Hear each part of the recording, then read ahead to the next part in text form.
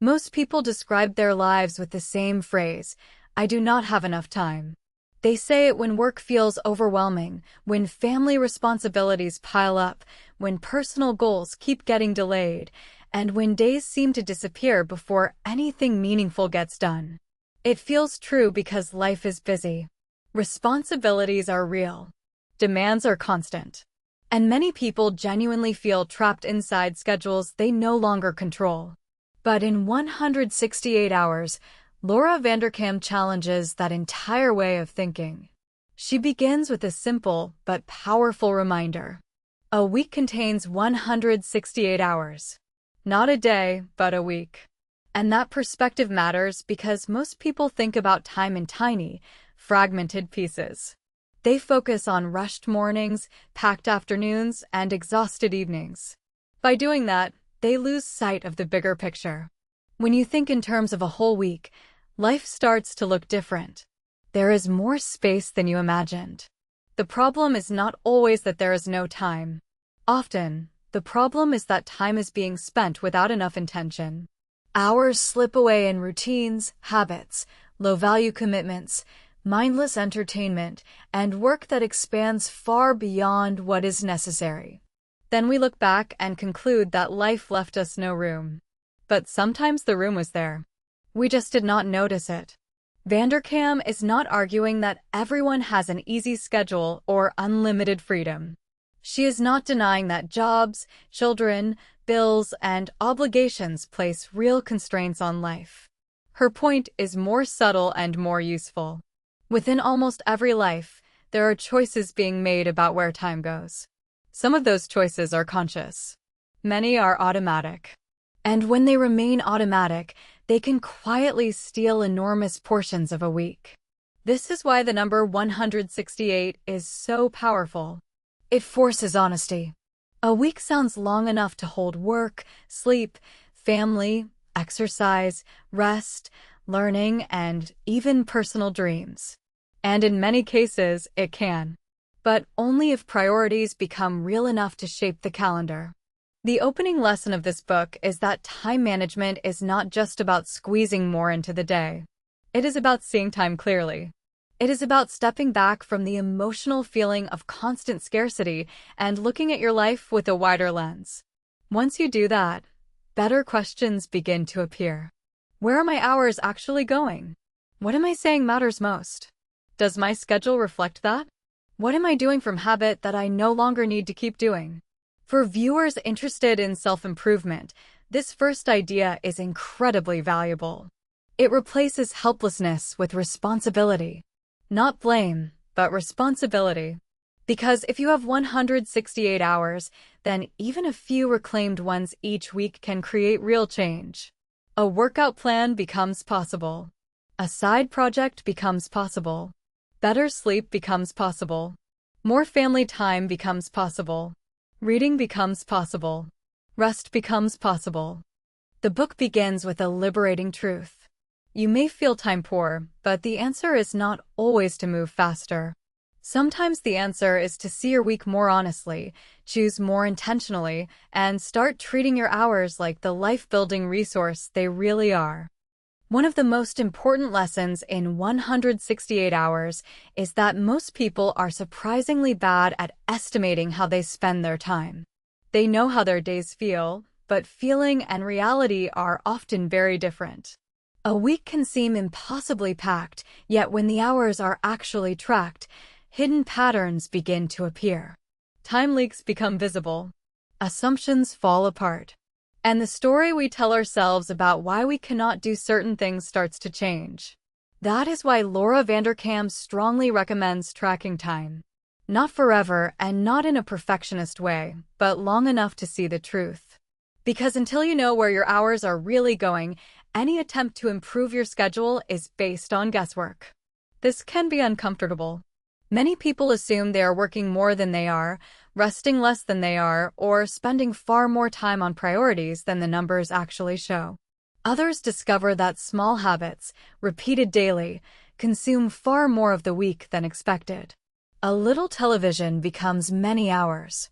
Random phone use becomes a major category. Delayed starts, Inefficient transitions and low-value commitments quietly grow larger than they ever felt in the moment.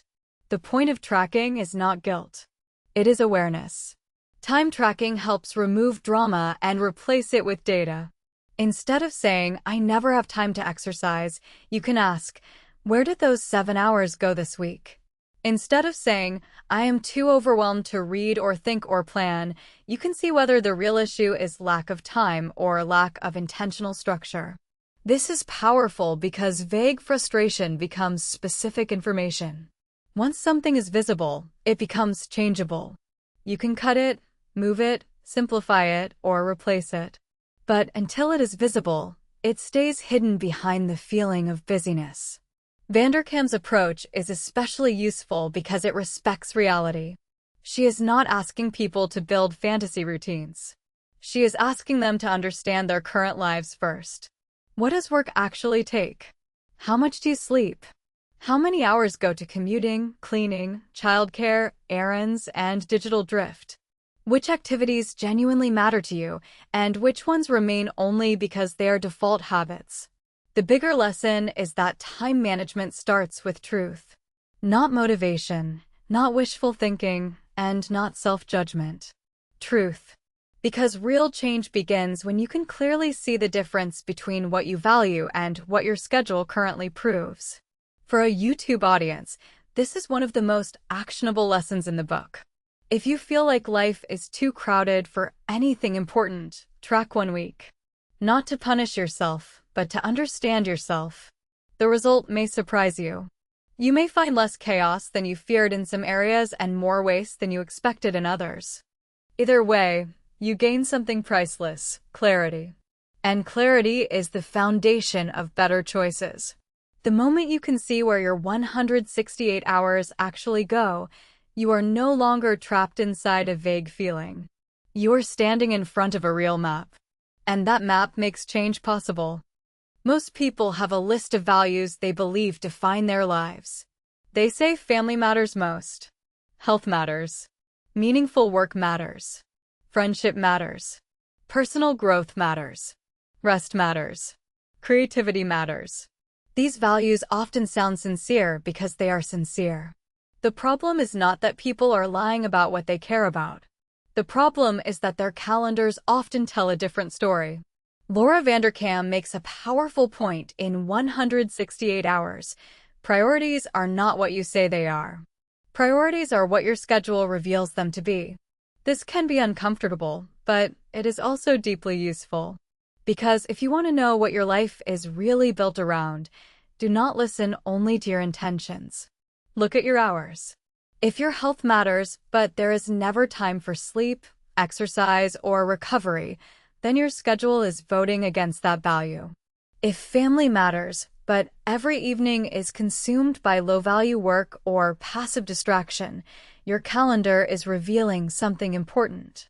If writing a book, building a business, learning a skill, or pursuing a dream matters, but week after week no time is reserved for it, then that dream may still be emotionally important, but it has not yet become operationally important.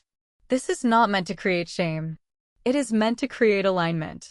Vanderkam is urging readers to notice the gap between stated values and actual time use. Once you see the gap, you can begin closing it. You can stop treating what matters most as something that gets attention only after everything else is done. Because everything else is never fully done. One of the reasons this lesson is so powerful is that it exposes how easily trivial things become permanent fixtures in life.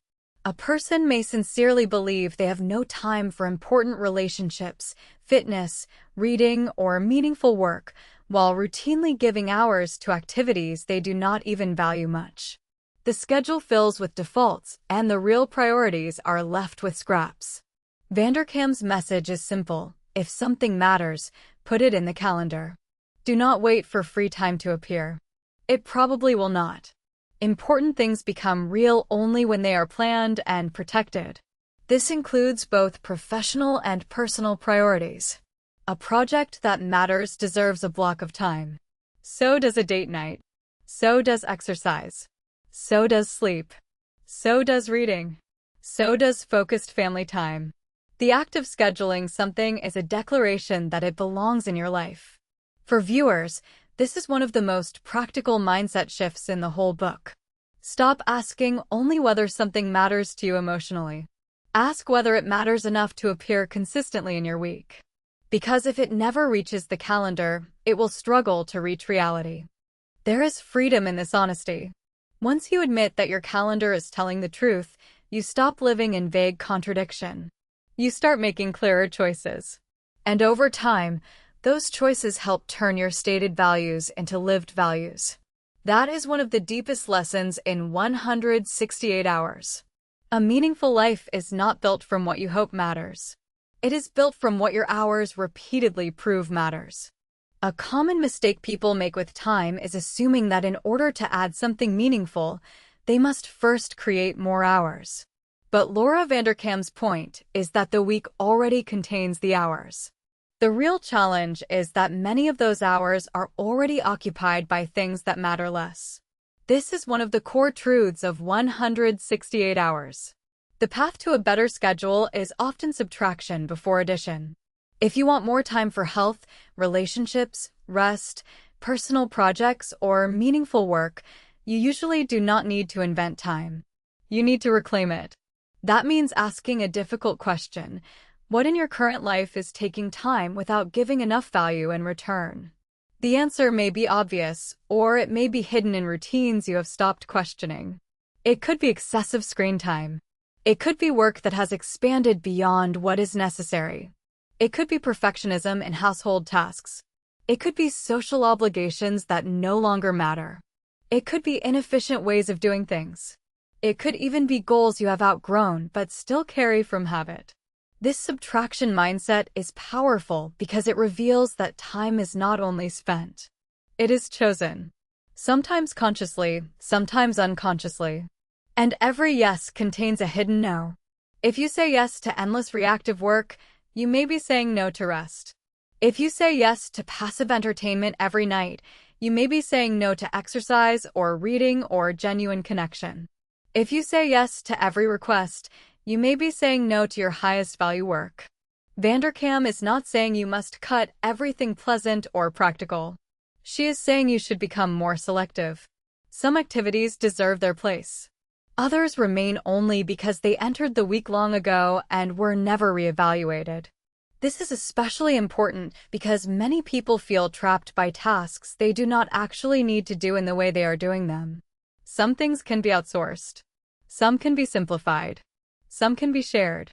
Some can be batched. Some can be dropped entirely. But those options become visible only when you stop assuming your current way is the only way. There is also a mental shift here. When people say they do not have time, what they often mean is that they are not willing to take time away from other things. That may sound harsh, but it is often true. And once you see that clearly, you gain power. Because now the question becomes, what am I willing to reduce in order to make room for what matters more? For self-improvement viewers, this is an essential lesson. A better life is often built less by doing more and more by cutting more wisely. Every meaningful addition requires space. And space usually appears through courageous subtraction. The book's message is not about deprivation. It is about design. You are not removing things just to make life smaller. You are removing what matters less so that what matters more can finally breathe. That is how a week changes. Not by magic. Not by working yourself into exhaustion. But by choosing with more honesty what deserves your 168 hours and what no longer does. One of the most refreshing ideas in 168 hours is that life does not always require the extreme trade-offs people assume. Many people believe that if work becomes demanding, family life must suffer.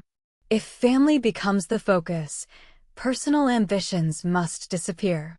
If you want time for exercise, reading, relationships, or creative work, something else major has to collapse. Laura Vanderkam pushes back on this overly rigid way of thinking. Her point is not that balance is effortless.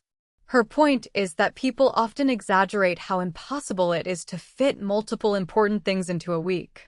When you think only in terms of daily chaos, it feels impossible.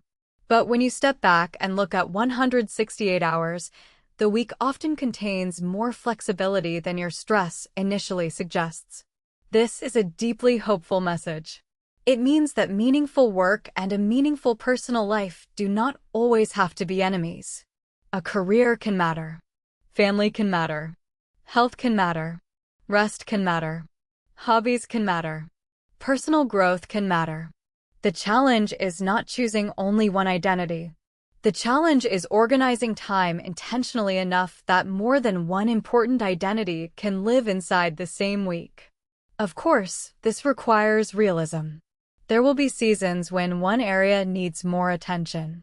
Deadlines happen. Young children need care. Illness happens. Travel happens. Emergencies happen. Vanderkam is not denying the complexity of life. She is simply arguing against the lazy assumption that there is never enough time for a full life. Often, what blocks that full life is not reality alone. It is poor allocation, unconscious routines, and a habit of giving leftover time to the things that matter most.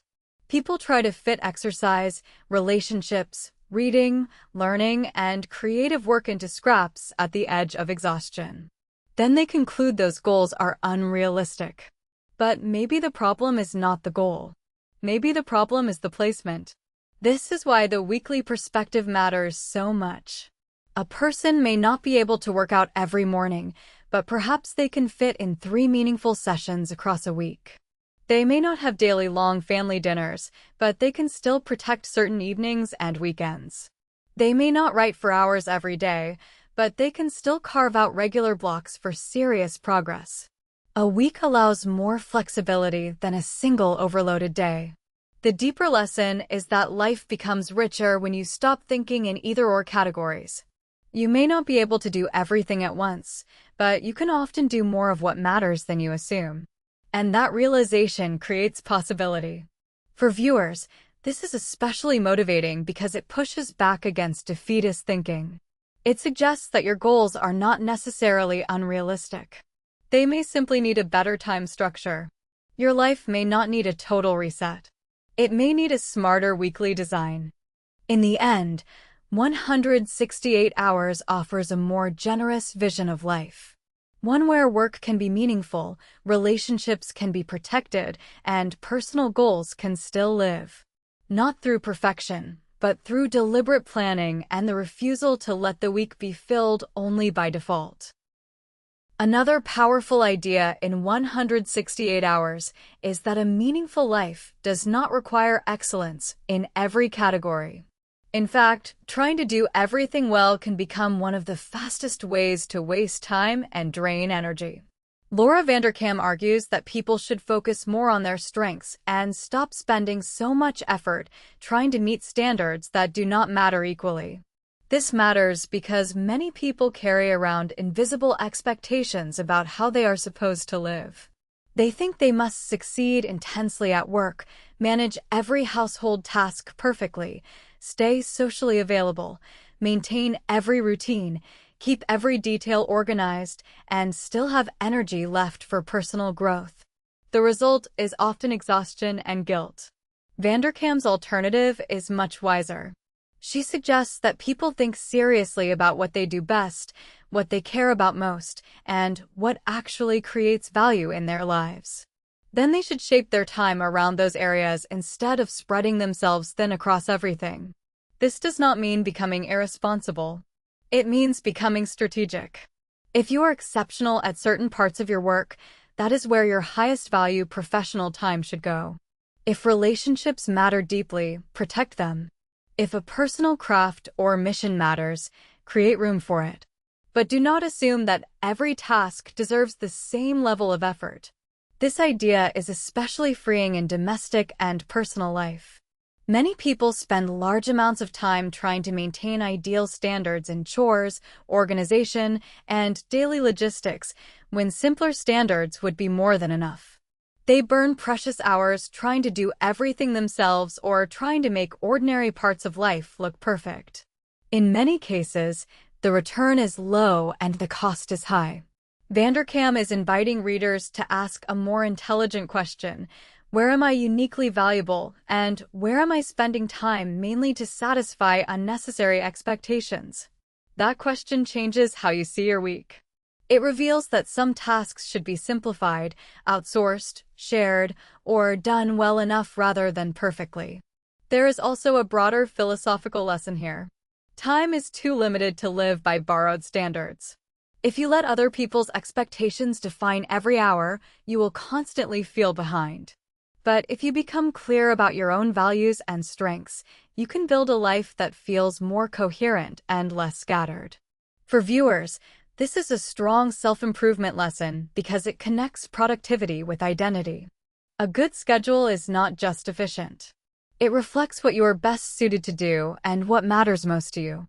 When time aligns with strengths, life often feels more effective and more energizing. The book's message is not that weakness never matters. It is that strength deserves greater investment. Excellence usually comes from leaning into what you do best, not from exhausting yourself trying to be equally impressive at everything. That is a liberating truth.